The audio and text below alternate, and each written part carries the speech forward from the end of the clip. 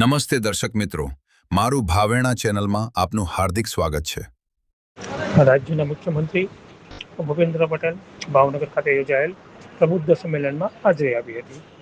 મહારાજા કૃષ્ણકુમારસિંહજી યુનિવર્સિટીના પટેલ ઓડિટોરિયમમાં યોજાયેલ સભામાં રાજ્યના વિકાસને લઈને મહત્વપૂર્ણ દિશા દર્શાવવામાં આવી હતી। મુખ્યમંત્રીએ પોતાના સંબોધનમાં વિકસિત ભારત અને વિકસિત ગુજરાત માટે 2047 સુધીનો રોડમેપ તૈયાર હોવાનું જણાવ્યું હતું। અહેવાલ હર્ષભાઈ રાવલ, ભાવનગર।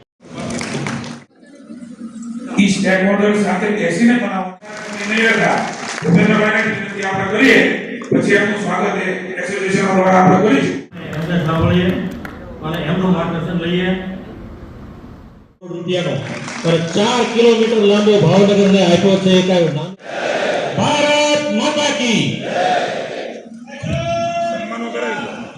હું એને જોઈ રહ્યો છું। રાજનીતિમાં પાછળ સમાજ પ્લેટ તાલીઓથી સાહેબની હાજરીને આપણે વધાવીએ। અને સાહેબની એક વાતમાંથી એક પોઈન્ટ નાનો એવો મેં તારવી લીધો આપણે ભાવનગર માટે।